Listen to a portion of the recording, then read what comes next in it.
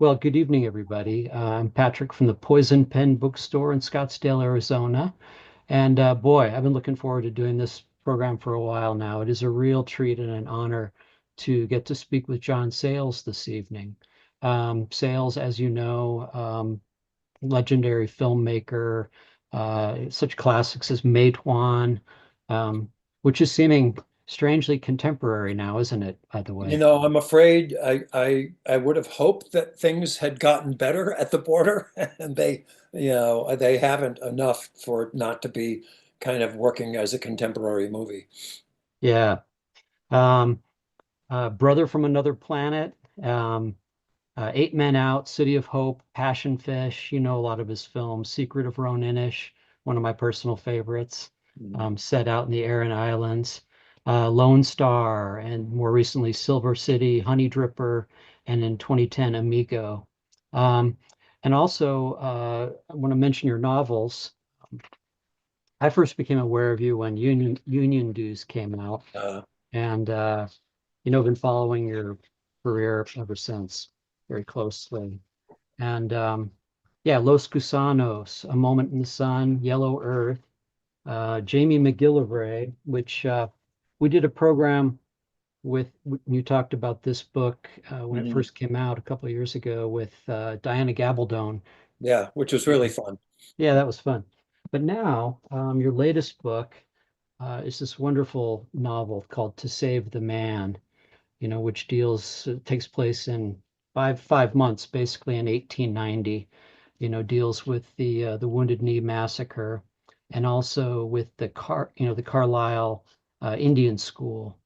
And I understand, just kind of to get the conversation started, I understand that you first kind of became interested in the subject maybe through a screenplay you were writing about Jim Thorpe. Is that correct? Yeah, over 20 years ago, I had a screenwriting job, not for me to direct, but just for a company that wanted to tell this story. It took place in 1912, which was the last year that Jim Thorpe played for the Carlisle Indians. He'd already won his gold medals in the Olympics, and the Carlisle Indians, with their coach Pop Warner, took on the West Point Cadets, who in those days, Army and Navy and Harvard and Yale were the best football players in the nation. Football evolved and they've now become kind of second tier, colleges as far as football is concerned.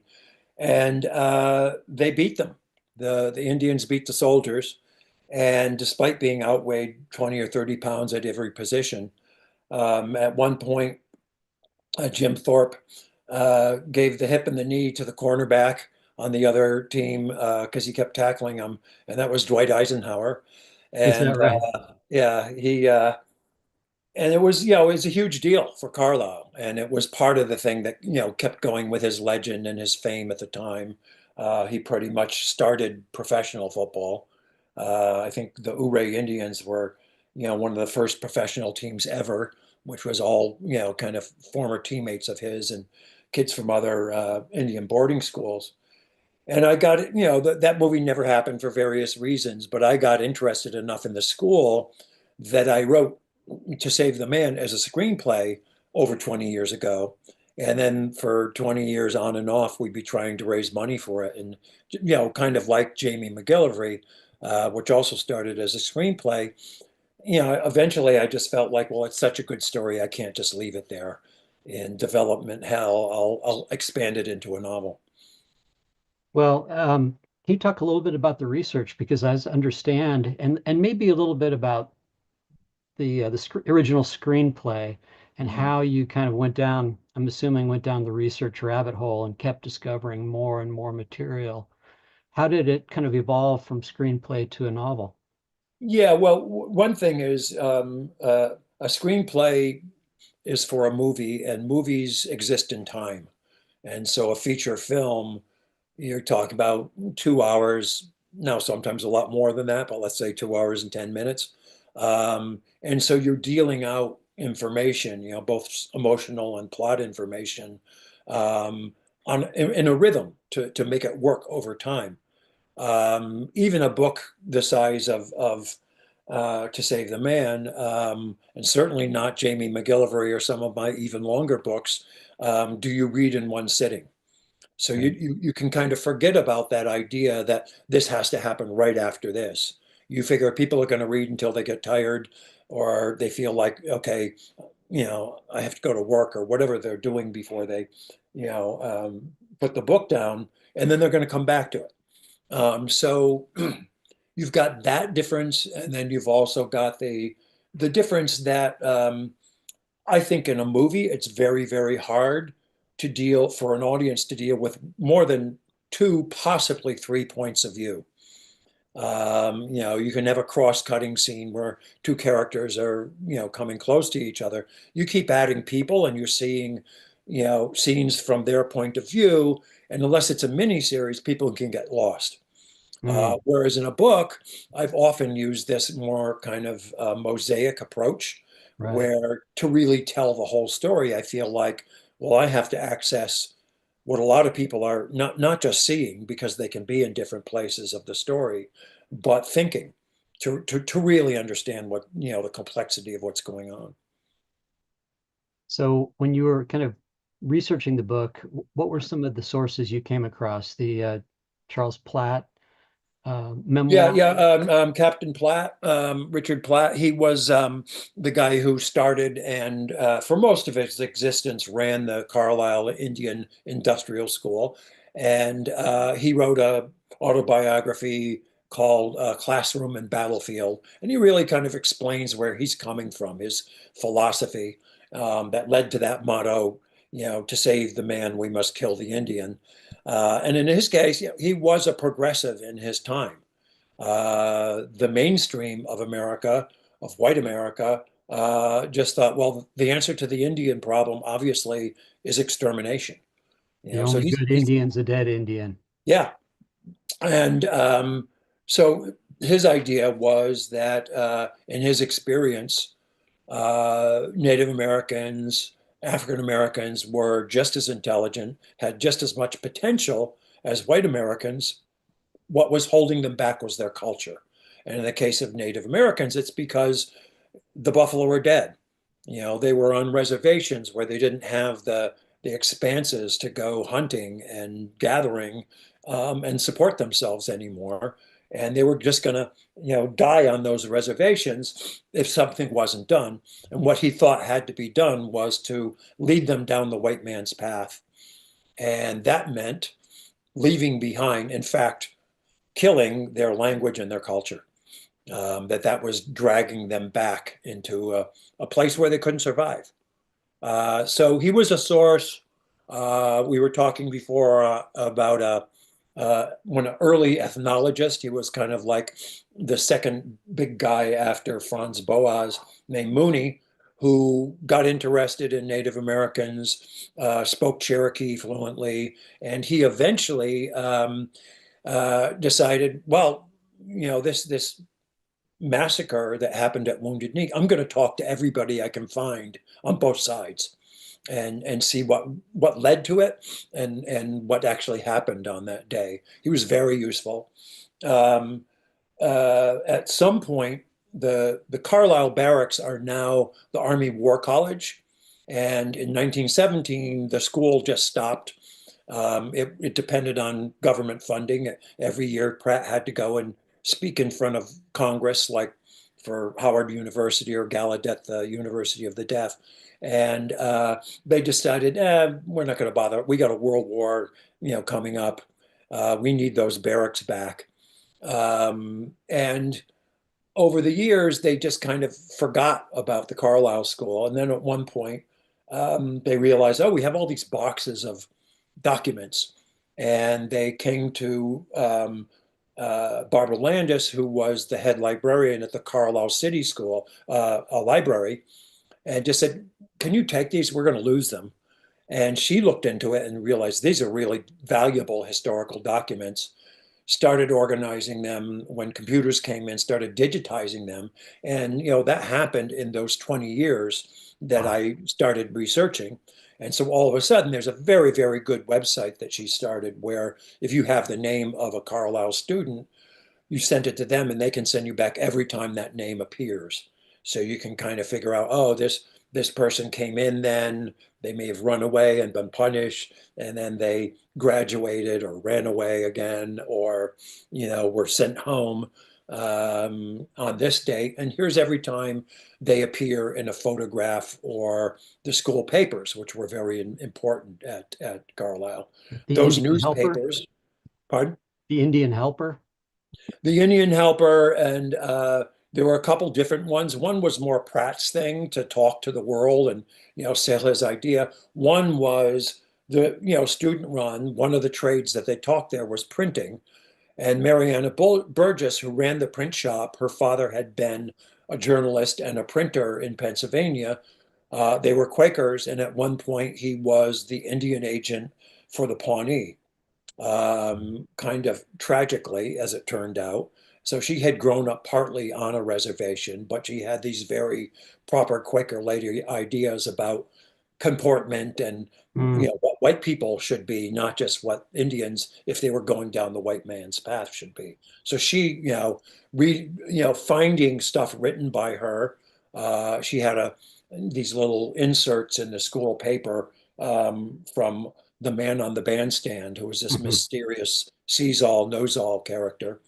And then tracking, her brothers who went out wild westing with Buffalo Bill, and would always try to recruit Carlisle students if they could, because they spoke English and were easier to deal with. But there were dozens of them. I stumbled late onto a guy who had found his father made friends with a Catholic priest in Philadelphia who left him this box of documents. And after his father died, he discovered, oh, these are the diaries of Father Kraft. And he was, among other things, a missionary to the Sioux and was there and was actually stabbed and recovered at the Wounded Knee Massacre. So those diaries were just kind of, oh, wow. When you can get a diary, you're really getting somebody's inner Yeah, processes. for sure. And some of the other players at the Carlisle school, I wanted to bring up, or I learned based upon real people as well. Mhm. Specifically the Miss Redbird character. Yeah, What an important Zitkala character. Shah is her Dakota name, which means redbird. She was quite a character. I mean, people should know more about her. She voluntarily got herself into a Quaker school in the Midwest. Uh, didn't like it at first, thought, oh, that was a big mistake, but um, quickly learned English. Quickly, they noticed she was a musical prodigy. She played solo violin at Carnegie Hall. She later wrote an opera. She became a college debate champion in her second language, English. And she came to teach at Carlisle for a couple years. Uh, After only a few years, she realized, I feel like a traitor. This is terrible what we're doing to these kids. Quit and wrote about that. Became quite a good journalist. She had articles like in around 1900 published in Atlantic Monthly, including being the first journalist to blow the whistle on the murders that were happening in Osage country, killing people for their oil money. Right. Um, so, what's interesting for me is looking at the book is the most extreme characters, the ones who are kind of hardest to believe because they're either kind of too incredible or too awful, are the real people. Whereas my Mhm. composite characters, I try to be a little bit more in the middle of the road. So approaching the story, you have this kind of, I think there are maybe six or seven main kids. Mhm. You're talking about the mosaic approach of the novel, and you show us these various kids that are coming from different tribes, Mhm. many of whom are mortal enemies of each other. They're all thrown together in one place. And then there's the famous, which is reproduced on the cover, the famous before and after Mhm. pictures that are done. Yeah. Um, can you talk a little bit about who some of these main players were? Antoine being Mhm. kind of the loose protagonist, I guess you could say, but Yeah, there's a way in that even though they're all Native Americans, it's kind of old bomber squad approach, which is Carlyle purposely put kids in a room who did not speak the same native language. So, and they also tried to put a couple kids who spoke some or pretty good English in with kids who spoke none at all. So that, the idea being they would eventually adopt it was 4 boys to a room, 3 girls to a room. So looking at that, I wanted to have that kind of mixed group in there. Antoine Lemaire is an Ojibwe kid who's there basically because his father's half French, and in the land grab that the Dawes Act was, because his father was half French, he was about to be denied the land that was coming to him. Mm. All their land was going to be taken away, but they found the loophole that, oh, if you have a kid at the Carlisle Indian School, you must be an Indian. And so he's kind of sacrificing himself. He speaks English fine and he's a smart kid and actually kind of a born leader, with a lot of empathy. So he really understands what's going on around him. He's a good kind of character to have in that way. Um, And went to Catholic school, right? I mean, and went to Catholic school, Catholic so mission he's school, survived the nuns already. right? Carlisle School doesn't seem that scary to him. There's a kid, Ascension Viajero, who's Tohono Papago. O'odham, which is what Papago people Yeah, call themselves. And he had kind of based on one of, I think his name was Louis Tewanima, who was the other Carlisle graduate who won gold medals or won medals at the Olympics. And he was somebody, there were a bunch of kids from the Southwest who got caught doing peyote. yeah, And the US government was afraid, oh, this is going to make the Indians crazy and we can't have this. And many of them got the choice between Alcatraz and the Carlisle School. And so, they knew enough to choose the Carlisle School rather than Alcatraz. And he's a great runner and doesn't really, he speaks some Spanish because of where he's been living, but he doesn't speak any English at all. And he's smuggled a little bit of peyote in, which was a sacrament of, and still is in some of the Indian churches. yeah. Another is a kid named Moses Smoke, who's Eastern Cherokee. That was the group who kind of avoided and hid out when the Trail of Tears happened, and were not taken on the Trail of Tears to the Indian Territory, which is now Oklahoma. They spoke pretty good English. They had quite a bit more autonomy than most tribes did. They mostly fought for the Confederacy during the Civil War. And he's just a kid who's just trying to survive. He's what we would now call dyslexic. He's a smart kid, but reading is just, it's like I can't wiggle my ears and I can't unscramble these letters. So he's working really hard just to survive there. And then the last kid is a Lakota Sioux kid whose Indian name means makes trouble in front. He gets just called Trouble while he's there. Yeah, And he's he my was he's my about, favorite. yeah, he was about to kill his first buffalo. And for political reasons, he's sent to the Carlisle School, bewildered and thinking, oh my God, are they going to kill me? They cut my hair off. Does that mean one of my parents has died? What's going on here? And his whole, he's basically a convict looking for escape the entire time he's there, and realizing just look at this now that I understand a white people's map. Look at how far I am from my home, from the Dakotas, and this railway system.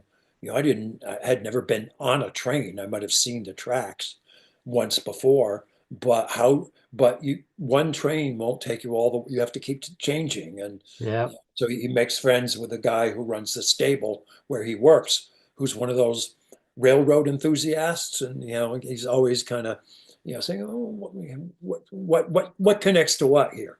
So the four of them, kind of like a lot of the kids from what I can tell, they became Carlisle Indians in not so much the Carlisle Indian that Captain Pratt wanted to show to the world, but the ones who said it's us against the world, and that means, our overseers.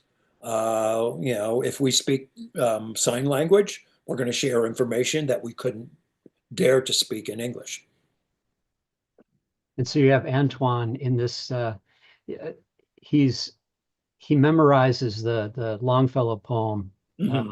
Hiawatha. It's just, obviously quite ironic that here they are condemning, um, you know, all traces of their native religions and languages, and yet he's playing this sort of white person sanitized, uh, you know, Yeah, it goes beyond ironic. What I realized working on it is, okay, here's this concerted effort to kill culture, yeah, to erase the past in these kids' minds, make them feel ashamed of it to the point where they don't even want to go home.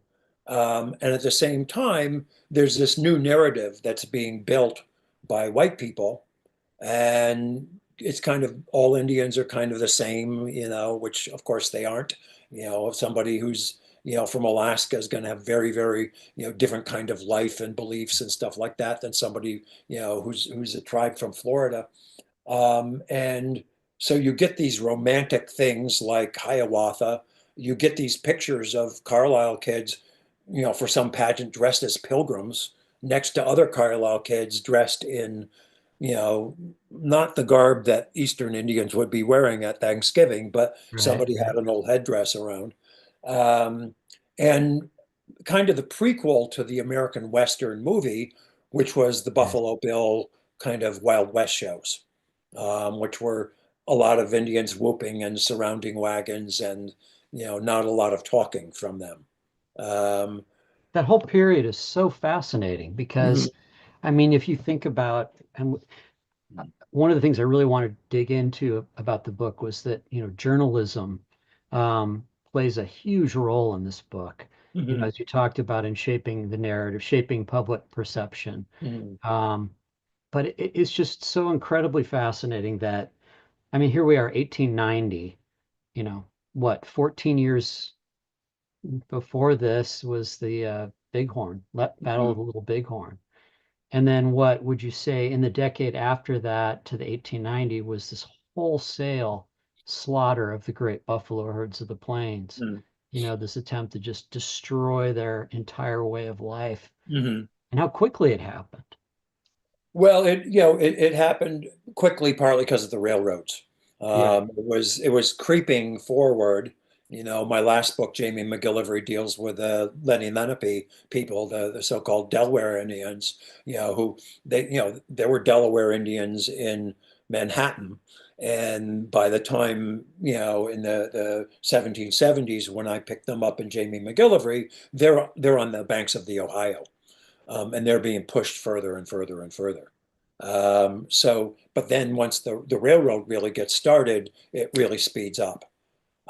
So no tribe is really safe from this encroachment.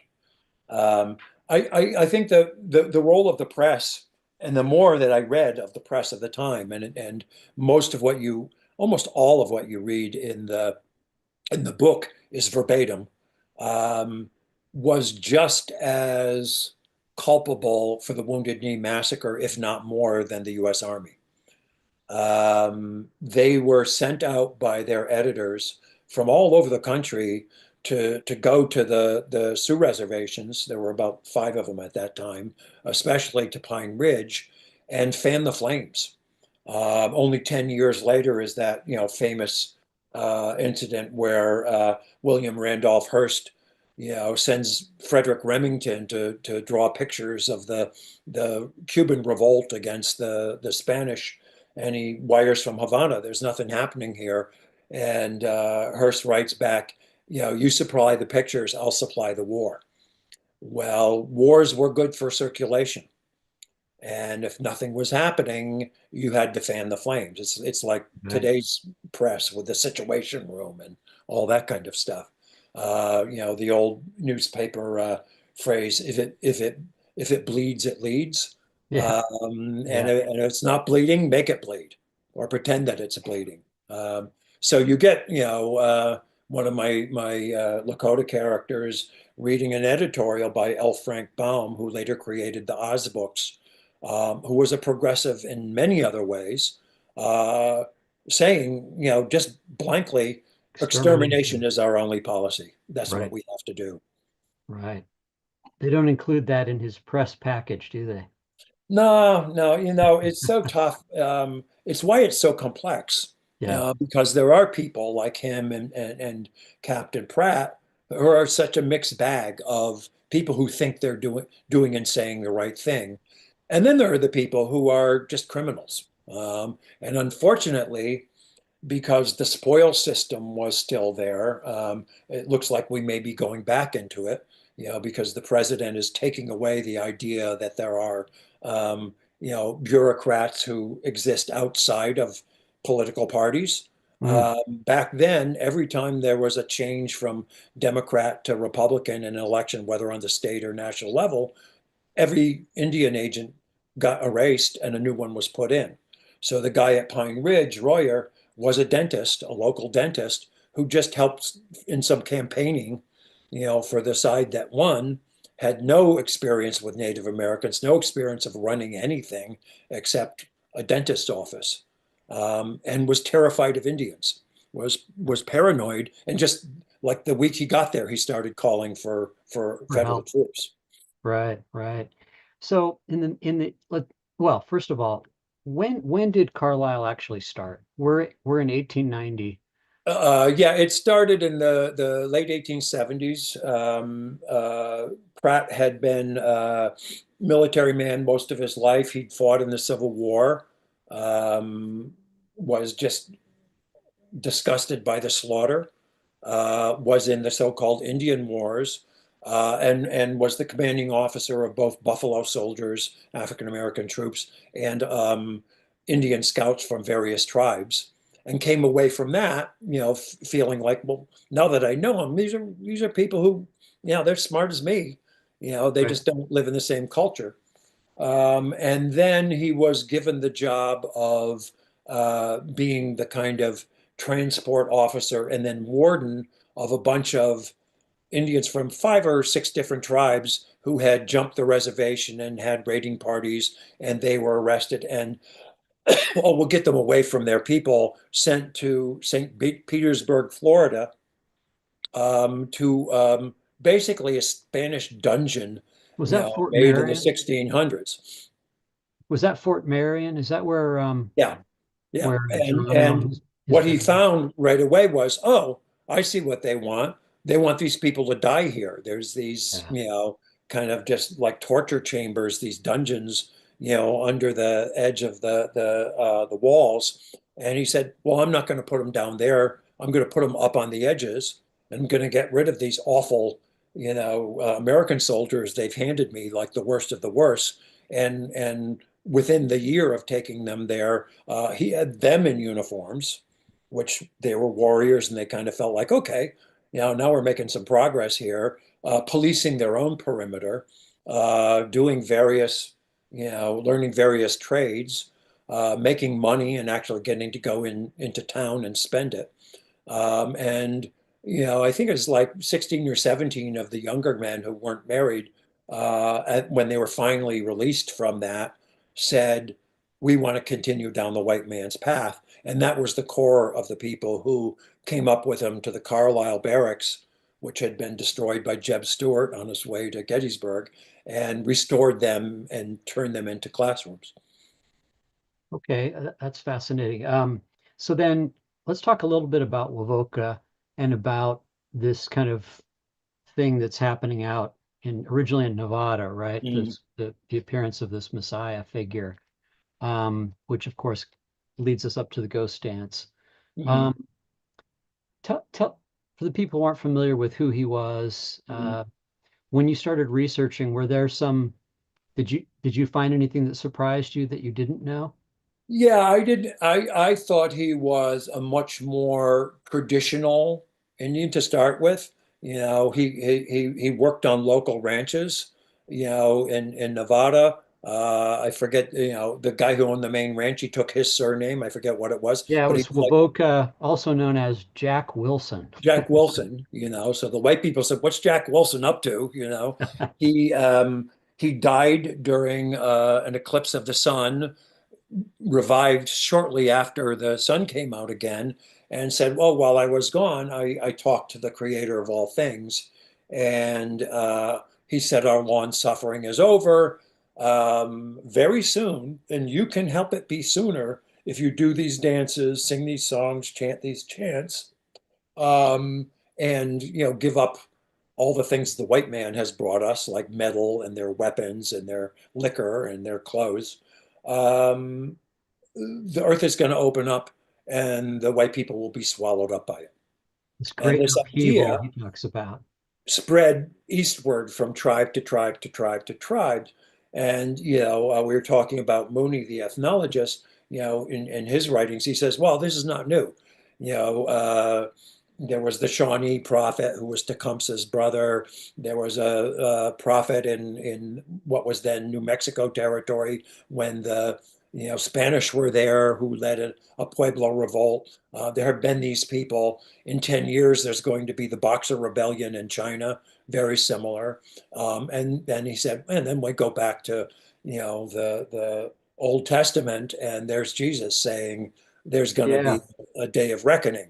So there's right. a very human reaction to despair and feeling like we have no future, we have no hope. But as it went from tribe to tribe, not only languages changed, but things were added. And when it finally got to the Dakotas, what was added was, oh, by the way, if the white people do give us any trouble, the creator of all things has said their bullets won't penetrate our skin, Did you have which to wear the just did you have to wear the ghost shirt for that to you be didn't true? have to wear it. It helped. It helped. It was an honor, and it was one of the things that would tell him, okay, we're ready. But that just terrified the white people who were pouring into these new states. And with the help of the press getting them even more scared, they started insisting on the army coming in, which most of those generals did not want to do. They had Is that seen right? things like this before, and they just felt like, well, it'll die out. Yeah, they've got guns, but they're not really organized. We go in there and it's just going to stir up even more trouble. And that's what happened. And so there would be these, if I'm remembering correctly, there would be these 5-day dance Mm. ceremonies, and that they would be out there. And originally, Woboka's vision was a peaceful one, correct? Yeah, he Kind one of, of sort his of. things was, oh, one of the things that the creator of all things told me was we have to stop fighting each other. Absolutely. And we're not supposed to fight the white people. Um, the Sioux in their treaties had been able to keep their weapons for hunting or for self-protection. They were often fighting each other, which Yeah. was sometimes a problem. But they were not brandishing weapons during even their dances. They might have a few lookouts if they were worried about troops coming in and stopping the dance and attacking them when they were vulnerable. But the people dancing, had no metal. They didn't have knives on them or hatchets or anything like that. So it was one of those things that I really do think without the press really would have just petered out in frustration. And so reading some of the press accounts of these journalists that were sent there to cover, um, what kind of things did you come across? Well, there were a couple good books about the journalists who were there. So the ones who appear in the book are real people, and I read, dispatches of theirs in their various newspapers. Uh, One was that, like most journalists, if nothing's happening, and it's far from what they would call civilization, they're miserable, Yeah. and some of them are very lazy. So they're not really. They didn't speak, any Lakota. Um, they some of them really never even tried to talk to Indians with an interpreter. So they're kind of, ballooning was piping was a later phrase for it. They're making shit up. And they're hanging out with each other mostly. They're very disappointed that, oh, that's right. There's no liquor on an Indian reservation, and nobody's smuggling it in for us. So we're just kind of desperate here for something to happen, And they were, many of them, about to be pulled back when Wounded Knee happened because it wasn't turning out to be a story. Right. I Uh, mean, and I think also it's just that that range of, you had a couple reporters who are really trying to understand it, and the rest just need a story, and they'll coax it on its way, or even make up stuff if one doesn't materialize. and then I guess the precursors to the pulps, these small little digest adventure Mhm. yarns were really gaining traction at that time, weren't they? Around the turn of the century. Yeah, this is why, we've heard of Bat Masterson and Wyatt Earp and Buffalo Bill. There were writers in the case of Mariana Burgess's brother, Eddie. Yes, he spoke Pawnee. Yes, he hung out with them. Yes, he, hunted rabbits with them, but he was not the white chief of the Pawnee. And but one of these guys who just invented tales about these people said, well, he can go on it and do a show, and I'm going to write a book about him, which was embarrassing to her. And he thought it was the greatest thing that ever happened because he could sell the books to the people who came to see the Wild West shows that he was in. But stage spectacles were pretty incredible then. They would have kind of escalator kind of things, so horses could gallop and wagons could thing, and people shot. Buffalo Bill shot live rounds on stage. They would have a bale of hay in the wings to soak up the lead, so he didn't kill any of his stagehands. But he was shooting potatoes off people's heads and cigars out of people's mouth, sometimes between his leg or with a mirror behind his back. So, they were spectacles, and they were big spectacles, especially for the people from the East who may have seen an Indian, but didn't realize because they didn't Mhm. have feathers on that they were looking at a Native American. Right. So it's almost like the old West and this idea of the West is being mythologized while it's still happening almost. The very end of the Indian Wars was what, 1886 and Mhm. Geronimo. Well, not only that, but the cowboys and some of the people who are making those myths are reading them at the same time. They're in the bunkhouse saying, "Oh boy, that doesn't make any sense, but it sure is a good yarn." Right. That whole Wild West show thing is fascinating because I understand that some of the natives that were brought on board were actually, participated in the Indian Wars. They weren't that long ago. Yeah, I mean, Sitting Bull was Yeah. hired for a season and used to ride around the ring, and people would boo him, and he didn't give him the finger, but he felt that way about the people who were booing him, and he got paid for it.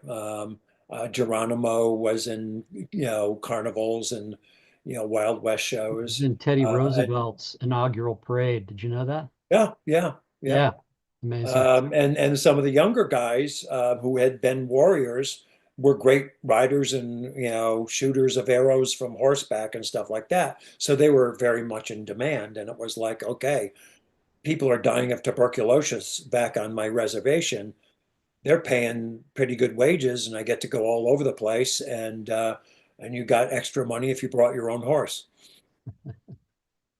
Somewhere, I think it may be in the acknowledgments in your book, you mention a writer who is near and dear to my heart, who is James Welch, and Uh, he's not, I mean, he's well known, of course, but he's mhm. not talked about as much, in my opinion.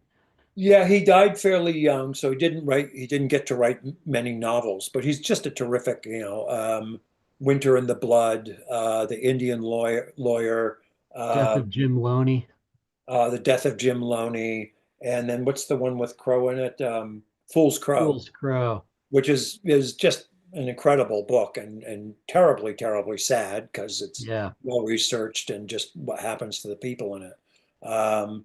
Marie Sandoz was also a great writer of that kind of period, but she mostly it was secondhand. She was, I think, Swiss background, but grew up around people, and her father had befriended a lot of the local Native Americans, and she got into studying the various tribes and the famous men of those. And so she was kind of I think, the first fairly accurate American writer about the tribes. And then you tended to have, Native American writers who know it from the inside, especially their own tribe's history. And not only can go to the library, but can talk to the old people in their own language, maybe, Right. about their own experiences. Right. Marie Sandoz, she wrote the Crazy Horse, Yeah, Strange Man of the Oglalas. Yeah, I yeah, remember reading that. yeah. Yeah, I find it fascinating that a lot of the early, the nonfiction histories that were so classic were written, a lot of the early ones were written in the 30s, Hmm. 30s and 40s, when there were still living participants. Yeah. Yet a lot of them really play into the the Hmm. mythology, like Stanley Vestal's Sitting Bull was Hmm. one. And there are a lot, but in the last, what would you say, maybe 20 years, or longer probably, there's been this kind of big reassessment, where a new generations of historians come in and kind of sift through and say, all right, let's Yeah, what I think some of it is always, for historians who want to sell books. There's the celebratory route, which is the yep, more popular one, and is going to sell more books at first.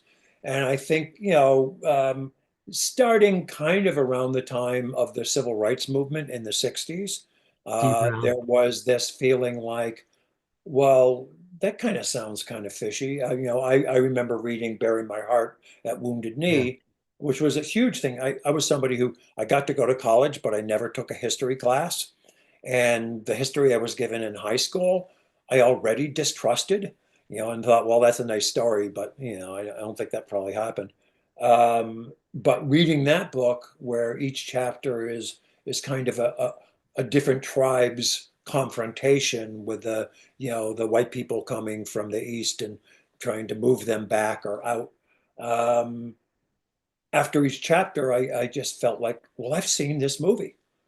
Charles Bronson was the Indian in this one, and Jeff Chandler was the Indian in this one, and you know, uh, you know, whoever who could kind of pass for an Indian. It was never an Indian playing the chief. I like Chuck Connors as like a 6 foot Yeah, blue-eyed Geronimo. That was one of my yeah, favorites. yeah, and Yeah. it was accepted, in the vernacular of the time. But the other thing I felt after reading the chapters is, yes, I've seen this movie, but this is a much better story. This is a much more interesting movie could have been made from this story than what they did. What's in the way of it? Well, it's that celebratory thing. It's the official Right. story that gets told over and over and over again. But if you actually take the pains to look into both sides of the story, it's a much more complex and, I think, much more interesting story. So did that have a big influence on you when you first came across it? Yeah, I mean, not just about Native American stuff, but just about, oh, a way to use history to tell a story, and a way to use a story to tell history. Right. Um, that okay, who writes history, and there people have an agenda, and you may get some facts out of this, but you always have to be aware, what's the agenda here? What's this person come in believing, want to support, Yeah. or how open-minded are they? One of the great things about Mooney is he really just felt like, I'm out here to gather facts, and I'll make some conclusions, but you're going to be able to go back and make your own from the, what I've, this is just the data. This isn't me hearing things third hand. This is me trying to get to the person themselves and hearing it firsthand. Mm. So, in a lot of the stuff that I've done, and, even the ones that aren't, historical novels per se, it's one of the things that I'm interested in is a situation where you can see the situation from various sides. And one of the things that the reader sees that the participants don't is that they don't understand what's going on. It's not that just that they want different things. When they're talking with each other, they're not understanding Yeah. the same terms. So, yeah, in what, late 60s, early 70s was the American Indian movement really kind of comes to the forefront, Mhm. with all the protests and the second Wounded Knee, Mhm. the occupation of that place. And also, you mentioned Alcatraz earlier. Mhm. They occupy, I mean, I just read a little bit about that. And that was only, it's so interesting to think about.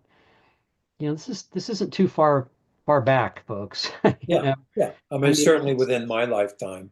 And, those places were chosen because they're symbolic. yeah, Uh, Wounded Knee was also kind of a little civil war going on within the tribe.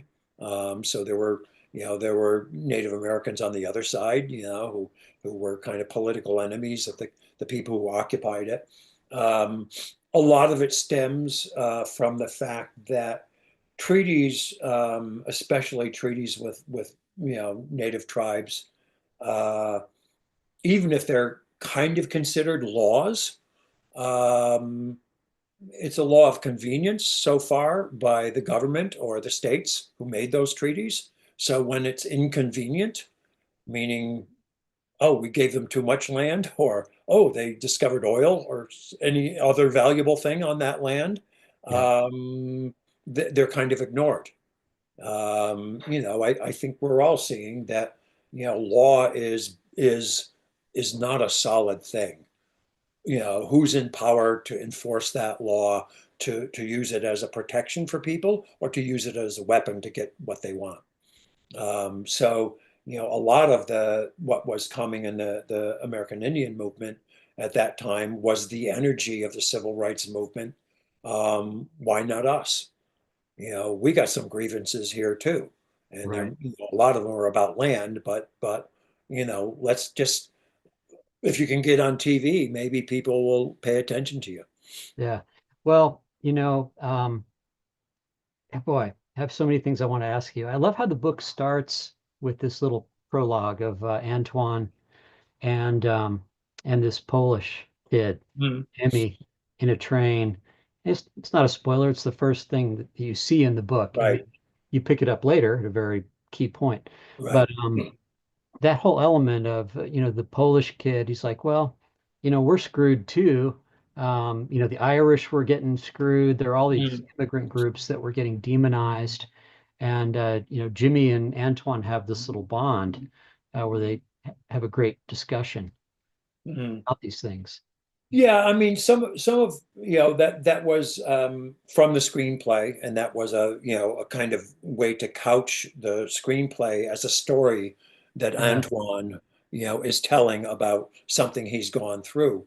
Um, of course, like many storytellers, once you go to the story itself, you can kind of get jiggy with it and say, oh, well, we're not just going to see from Antoine's point of view. We're going to see some from some other people, but he'll reappear in that boxcar and then reappear at the end in that boxcar, which is a kind of frame for it, and a kind of frame, certainly for who Antoine is, who's a kid who just his personality and his background, he thinks out of the box a little bit.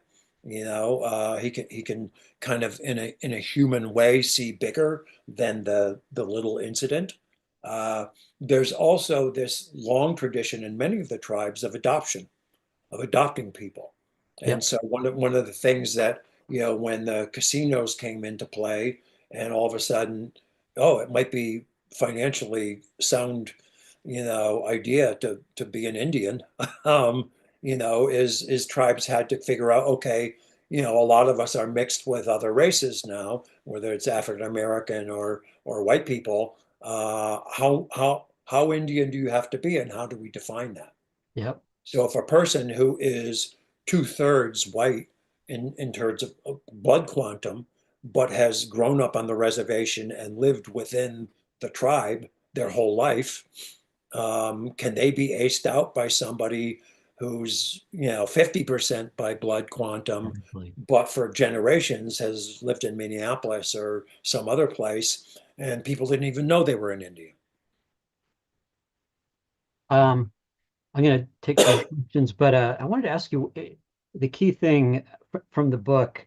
You mentioned that this notion that selfishness is one of the habits that Carlyle is trying to inculcate with Mhm. kids. Um, can you talk about that a little bit? Yeah, I mean, this is what I was talking about before of people talking together and not really understanding each other. Um, there were tribes that were pretty good capitalists. The Tlinkets were really good traders, and there were other Alaskan tribes who just said, well, we're not going to let you trade with the Russians. You got to go through our territory, so we're going to take a toll. So it's not that some idea of value that wasn't just the thing itself, that wasn't Mm, just a spin, existed. But basically, most tribes were run on a more socialistic balance. What's going to be good for the tribe? We're going to sit and we're going to talk about this thing.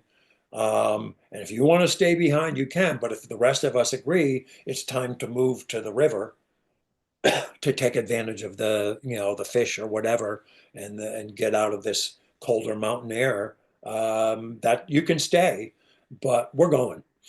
And that land is kind of fungible. It's okay, well, we used to be able to do this, this, and this, but this area is all hunted out, so why would we go there? Or this area has a lot of people coming in who are from a tribe who are outnumber us and have more weapons, and so let's stay away from that for a while, and maybe they'll go away, and we hope they'll go away, or maybe this is where we hold the line. But there was more of a group decision thing. One of the things that Pratt felt like is, well, that socialism has to end. That's holding these people back. This is a capitalistic country. It honors the individual. And the Dawes Act, very specifically, one of the reasons it was, oh, we're going to take this land away from the Indians and free from them from the burden of socialism.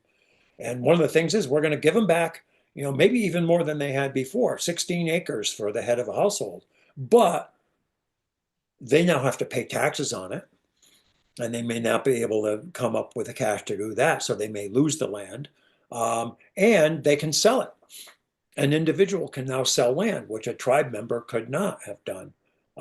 So he would often say, we're not only, going to give these people clothes that have pockets in them, we're going to give them the desire to fill those pockets.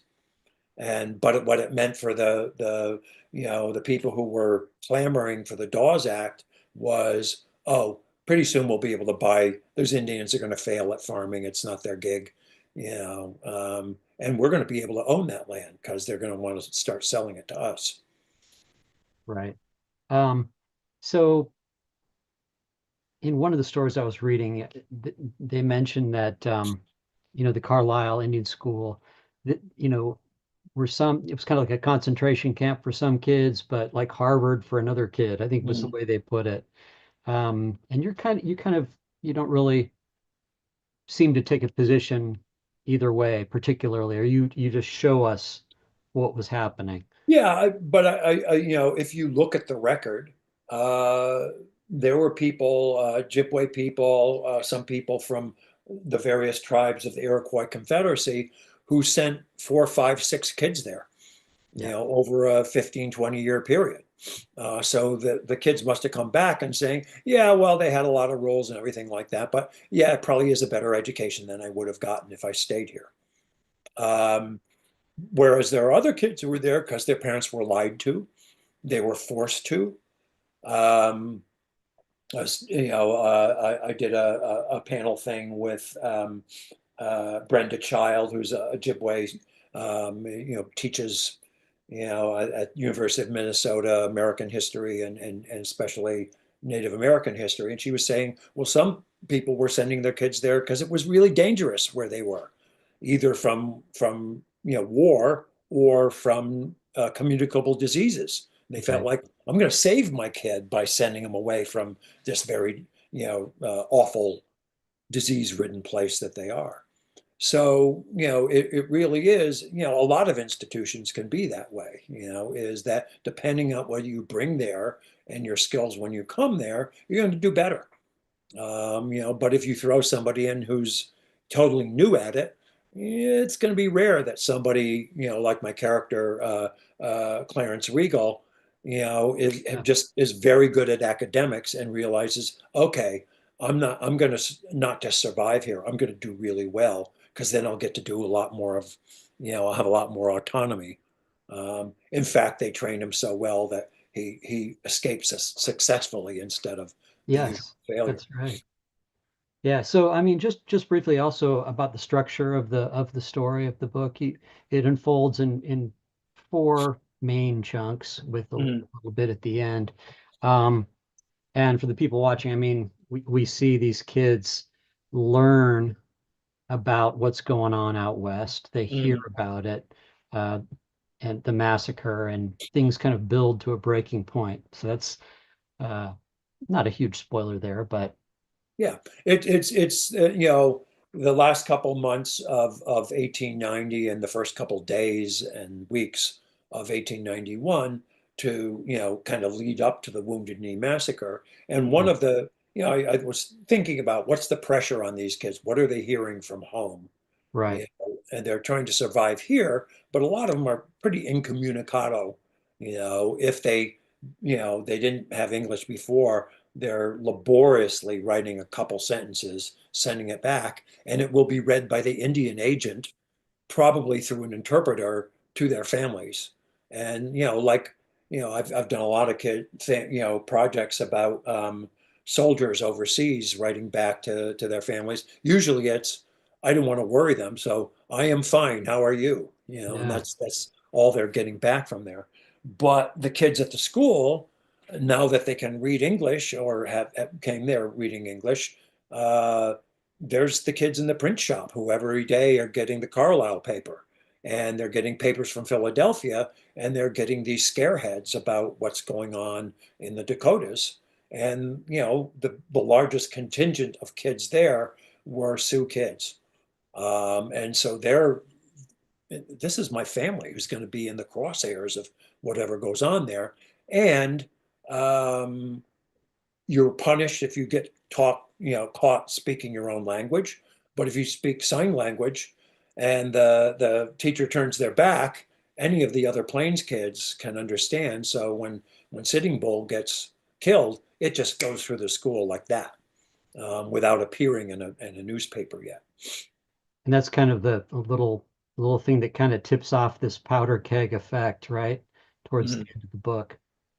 Yeah, and I think also, one of the big things that through the history of even a white school at that time would be diseases. There were Mm. communicable diseases that just because of genetics and experience and not having antibodies and being undernourished, Native Americans were more susceptible to.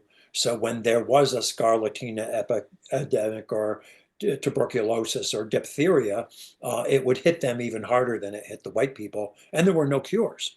And you had these people all together in rooms and at assemblies and chapel and all these other things. So it's the whole school is like a spreader event. Well, and you talk about how the cemetery part of the campus, they keep having to add more and more land to Mhm. it. Yeah, and one of the other things that kind of learning about the school, I realized, okay, Carlisle didn't send you, bring you there and send you back. Once you were there, you only got to go home if your parents had the money for the rail fare. If you died, you only got to go home and be buried there with your family if your parents had the money for the rail fare. So to this day, there are tribes sending delegations to Carlisle and dealing with the military bureaucracy, having ceremonies and repatriating the remains of their relatives, of their ancestors. That's a big issue out here in the Southwest too. Mm. Yeah. Yeah. Well, I can't help but ask you a film question or two, Mhm. if you don't mind. Yeah. Um, uh, do you have any plans to adapt this, or now that you've written the book, are you like, well, somebody else could do it? Yeah, I don't think they'll do this. Having made it into a novel, I've gone deeper into it than I did for the screenplay. So I've Yep. kind of done this story. Um, there are so many stories, including that Jim Thorpe one, to be told about the Carlisle Indian School or any other boarding school if you want to get into it. So I hope somebody's going to do those. Yeah. Uh, I think that, one of the things that's holding up the Jim Thorpe story now is that you got to have a good actor who's an incredible athlete. This is a guy who could jump over a pool table, you know, um, and you can't, cast Burt Lancaster in his 30s and put some Texas dirt on him and get away with it anymore. Yeah. Well, there's a whole new, generation of, native actors and directors, and there's some really great work being done, as I'm sure you're well aware. Yeah, I've been making movies since 1980, and what I've seen in trying to cast Native American actors is the Canadians were ahead of us. I think their theater for First Nations people was a Yep. little ahead of ours, and then gradually there became more and more American people, Native people who were acting and being in plays and getting some movie and TV work. And now we've got a generation of really interesting young directors and writers as well. So, that's a source I hope, gets to go back in history as well as tell contemporary stories. Yeah, we had Ramona Emerson, who you may know, who's written a couple of really interesting novels, kind of crime fiction Uh-huh. novels. I was going to ask, have you seen that movie? I think it's Fast Runner, it's called. I'll talk. Uh, yeah, it's the up in the snow country. Yeah, Yeah, that's an incredible movie. I wish more people had seen that. yeah, I saw it. It was like And it's Shakespeare. very simple, not too many people, and it is a legend, Right. and so it has a little bit of that magical realist feel to it, but it's really kind of heavy human impact. And just beautifully shot. Yeah. Is it Ice Runner or Fast Runner? Fast Runner. Fast Runner. Fast Fast Runner. Runner. Yeah. Yeah, definitely. So let's see. Talk a little bit about the current state of somebody like you, as an independent filmmaker who's always, you've done so many amazing films. Is it harder or easier these days in this whole sort of streaming culture that we have? Well, it's been harder for me, and I'm sure for a lot of other independent filmmakers to get anything made. You get to a point where you'd prefer to work with professionals, actors first, and then crew as well. And the minute you're doing that, you're getting up over $1 million, $2 million for even the simplest of projects. I had a nice project that all took place in one bar in real time, and I couldn't raise $2,500,000 for it, even with some known actors in it. Pretty much how it works now is you can make a feature um, on your iPhone if you want to, or from very cheap equipment, which you could not do when I started out. Getting it seen, getting it distributed in any way is harder than ever. That's where the bottleneck is. Um, and the hardest thing for any filmmaker right now is to get a standalone feature made. That system has really been very kind of purposely pushed out by the streaming system. And so it's really risky. And so you see sequels, you see prequels, you see genre movies that are really close to something that has made money recently, but just a standalone drama is a really, really hard thing to get financed. And I'd say I haven't gotten OPM, other people's money, in over 20 years for anything I've done. So my last feature Gopher Sisters was self-financed. Don't try this at home. It was a good movie and great to make, but you can't keep doing that because eventually you run out of money. And there's no guarantee you're going to get distribution at the end of it. So it's pretty tough. It's not that easy to get a book published anymore. I was going to say Some of the same reasons. what you were describing about could apply to the book business as Mm, well. In the terms of people, they'll find something that accidentally works, yeah. and then they copy it to death, trying to Uh, catch it. You know what I mean? and if you're lucky, every once in a while, somebody has a first or second book that really, gets them out there, and then Right. they can get creative and do different things, and there's enough name recognition that they're going to be able to keep getting published. Right now, pretty much how you get an independent movie made, um, independently financed movie made, is you're relying on foreign pre-sales or the promise of foreign pre-sales.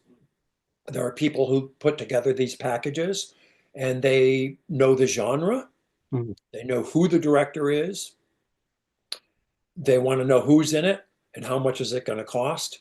And they will make a yes or no thing on whether to invest in it or put a package together based on the cast, but they're not necessarily going to read the screenplay. So really a lot of what's going on is, there may be, for any one part, there may be 10 actors in that age range and, the right ethnicity or whatever. Um, and there may be five of them who would be really good for the part. And they're all getting millions of offers to be in other movies. I see. They're on the list, and so it's a nice time to be one of those actors because you're getting a lot of interesting stuff put in front of you. But it's a tough time to be somebody who's trying to make an independent feature, and you're just told, here's the list of people who will get it made Right. in that particular role. And I'm sure the kind of demise of the independent art house cinema, across the country. There are fewer than there were in the kind of heyday of it, Yeah. but a lot of them are doing very, very well, Is and that they're right? Okay. they're Well, that's getting encouraging. audiences, not just for current movies, but for stuff that was made in the 30s or 40s Yeah, or 60s or whatever. There is an audience for that, but there are only so many of those theaters, and there are only so many weeks in the year. You mm, multiply those two, and now there are so many more movies. When I first, made our first couple movies, there were five or six independent distributors, and they would look at anything with sprocket holes, you know, and the heads of the company would watch that movie. Now, Sundance is still getting maybe 2,000 feature films submitted every year. So, the head of those companies are no longer watching anything that comes in. People who work for them are watching them, or they're going to festivals I see. and saying, coming back, well, here's three that you should consider, or whatever. So there's so much more competition for those limited number of theaters and limited number of play dates that it's very hard for a movie to make even $2 million back. I'm really curious. Do you happen to remember how much the Return of the Secaucus 7 cost to make? Yeah, it was $40,000 out of pocket because it Oh was my my gosh. pocket, and I had sold a couple novels and a short story collection and a couple screenplays for Roger Corman, who was in the Screenwriters Guild at the time, and so I had gotten $10,000 for two movies of his.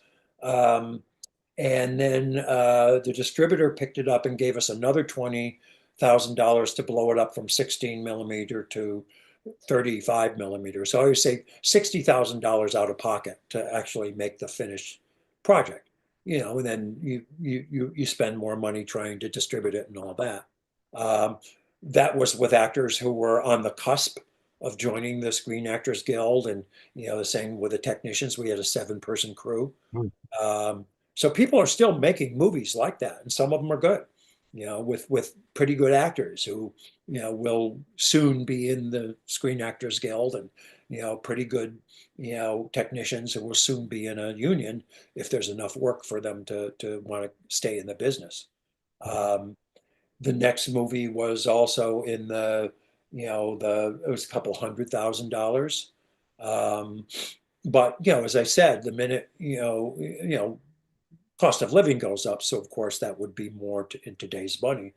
But the minute you start working with professionals and you have to pay, health and benefits and stuff like that, and Mm. insurance, and get the thing bonded, you've got all this stuff that doesn't necessarily show up on the screen, and that just gets added onto, the one thing that's cheaper is if you don't shoot on film, you don't have to develop film anymore. So buying and developing film might have been a quarter to a third of what I had to pay for to make my first movie. And now it's just, well, you can shoot digital forever. Yeah. When I was talking to friends of mine, and I said, "Wow, I get this opportunity to talk to John Sayles." I Mhm. feel so intimidated, because I mean, your work has meant so much to me and a lot of people I know for Mhm. so many years.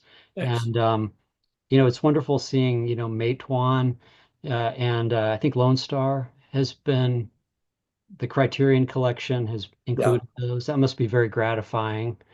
Um, as you look back over a lot of the stuff you've done, do you have any favorites, or do they kind of always change on you?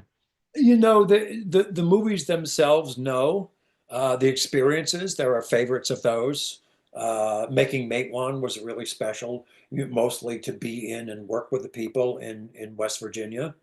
Um, uh, Sunshine State, we got to live on the beach in Florida. It's hard to beat that. And I got to work with both Angela Bassett and Edie Falco, even though they're only on the screen together for 10 seconds. That was pretty great. Well, shoot, you So had I James think Earl it's more Jones. James Earl Jones and Matewan was just really fun to, it was interesting because James Earl had been a stutterer when he was in school. And even though his father was an actor, he did not grow up with his father. But teachers said, okay, we're going to put you in debate and theater, and Hmm. that will kind of get you to do this thing. And but he still, on his first day on the set, would stutter a little bit in the first couple takes, and then he'd get comfortable, and then he was fine, and he had that incredible voice. Yeah. So yeah, I mean, we're getting to work with Chris Christopherson a bunch of times.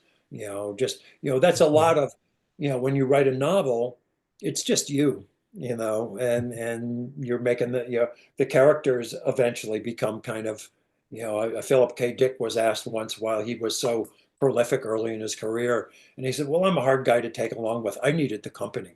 I I couldn't think get to sleep I think speed without." I think speed might have played a role in that too. Yeah, and he wanted to finish books fast because he wasn't getting paid he was getting paid by the word. I love Uh, his stuff. but I think, for me, what I remember the most is the experiences, and some are just tough, and some just, it's like, boy, that was fun for everybody involved, not just me.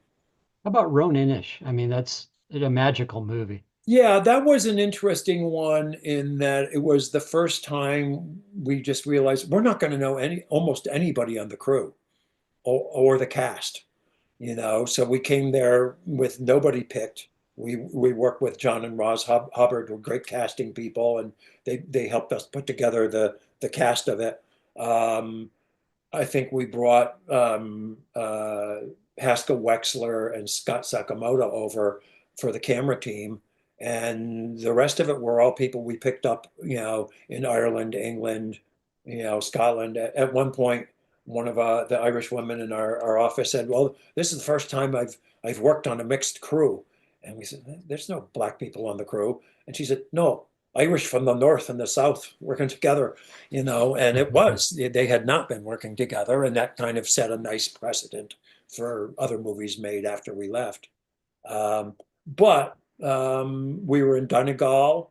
We were out in that nature. We had these cool seals that these people who who were about to be let loose in the wild, but who had been orphaned seals that they raised to a certain age and then would actually put them in a big tank to learn how to catch fish before they released them. And we got to work with them before they were released. And they were just fun to watch because they're beautiful animals. So that was a lot of fun. Not easy in some ways, but a lot of fun. And uh, Jennifer, the kid who played the lead, was just a delightful person. And so one of those nice situations where it wasn't, oh God, the kid and their parents are coming, but oh, Jenny's working today. Great. Yeah, and then John Lynch, Yeah. right? Yeah, John Lynch and Susan Lynch, who I later got to work with, who plays the Selkie woman. I believe Mm. that was her first film appearance, and her first film appearance being Is dragged that into right? the cold North Sea by a diver because she had a half wetsuit on and she was too buoyant. So to get her to be under somebody, a diver had to pull her from under, and then she could come up from it. Was that kind of informed by reading, J.M. Singh and people like that? No, the language was to a certain extent. Singh famously, drilled a knot hole in a floor when he was staying in an inn and listened to people who were speaking English as a second language, and it was very new. So a lot of those kind of, you know, um, idioms and ways of putting things together are people who are kind of translating in their head from Irish Mm. into English. I read a bunch of the island writers in English, and there's some of that rhythm left in that. It was based, the story was a book called The Secret of Ron More Scary, written by a Welsh woman named Rosalie K. Fry, who during World War II was a coast watcher. And so she was looking with binoculars, near this little house of hers for German submarines. She never saw any U-boats, but she saw a lot of seals hanging around, and she started asking the local people on the Scottish coast, "Do you have any stories about these seals?" And they started telling her the Selkie myth and stuff like that. I remember and we'll wrap it up, but I remember going to the Aran Islands. I was there in 1999 Uh, and, went to Galway and took we went out to the most remote of the ones you can go to. I think it was uh, Inisheer maybe. uh, And, you get off the boat and there's a pub front and center. yeah, And, I walk in and I'm sure looking back, this guy was probably hired to do this. yeah, There was a fisherman at the pub, maroon face from being out in the sun so uh, much. And he's talking to the publican in Irish. uh, And I'm like, wow, this is really interesting. This kind of lost. And then going up to Donegal, where it's, the wildest at that part, right. Ireland, it was still, I don't know if it's changed. I'm sure it has. It is relative. The Irish Tiger years Yep. changed it a little bit, but a lot of stuff is the same.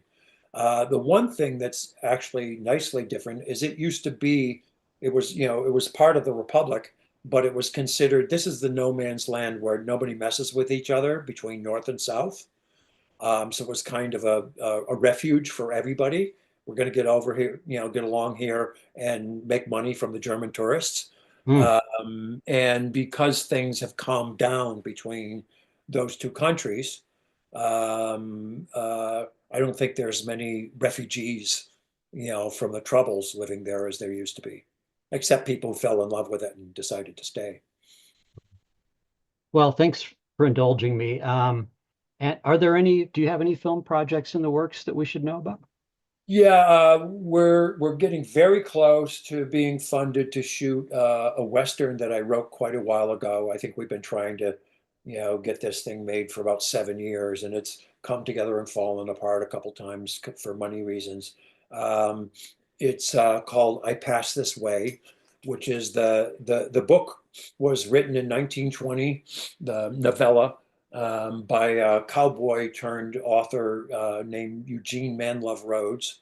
And he wrote a book called Paso por aquí, which means I passed this way. And it's set in New Mexico territory in 1898. And it's kind of a chase and of a young cowboy who's really had too much tequila and robs a mercantile store just almost for a joke, and then realizes he's on the run. And one of the people chasing him is Pat Garrett, 17 years after he killed Billy the Kid, and really does not want that to be his legacy. And Wow. Chris Cooper will play Pat Garrett. So hoping to shoot that, and if we do, we'll be shooting it in Spain, in the desert, and the Western sets that Sergio Leone used to, have Clint Eastwood wander around. Sounds fantastic. Are you at all interested in the Mexican Revolution? I can't when Yeah, Pershing's chasing Villa down into Mexico, yeah. I and think my father's father was part of that punitive expedition when he was a young guy.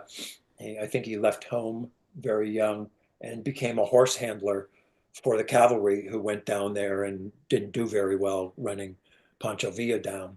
So that's a good story.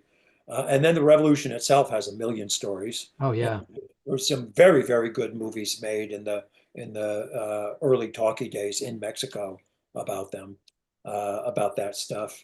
And then, one of my favorite movies of all time is Treasure of Sierra Madre, oh which yeah, was just a little later, based on a Beach Raven novel. yeah. That whole all the lore about Beach Raven, who he might have been, Yeah, etc. It's pretty irresistible, isn't it?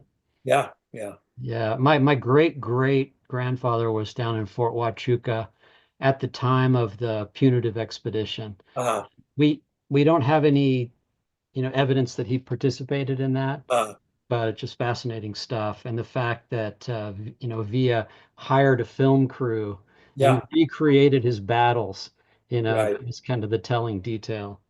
Yeah, and that the it was Raoul Walsh, I think, who went down to shoot this stuff for D.W. Griffith, and when he finally kind of escaped because after Pancho Villa got the $50,000 or whatever he was paid to let him come and shoot, he realized, they're like shooting past my ear on purpose, get the gringo kind of thing. He came back and without much good footage and D.W. Griffiths, we'll shoot it on a ranch, and you're playing Pancho Villa. So there was a movie made, but not a very good one. Well, Mr. Sayles, it's been a real delight talking with you. Sorry to keep you late. And again, here is the new book, To Save the Man. And we have Mr. Sayles very kindly signed a batch of these for us. And we don't have that many left, but Oh, get in touch with us. We'll be happy to sell you one. And thanks so much. I really appreciate your time. get them while they last. Yep, Thanks a get them lot. while they last.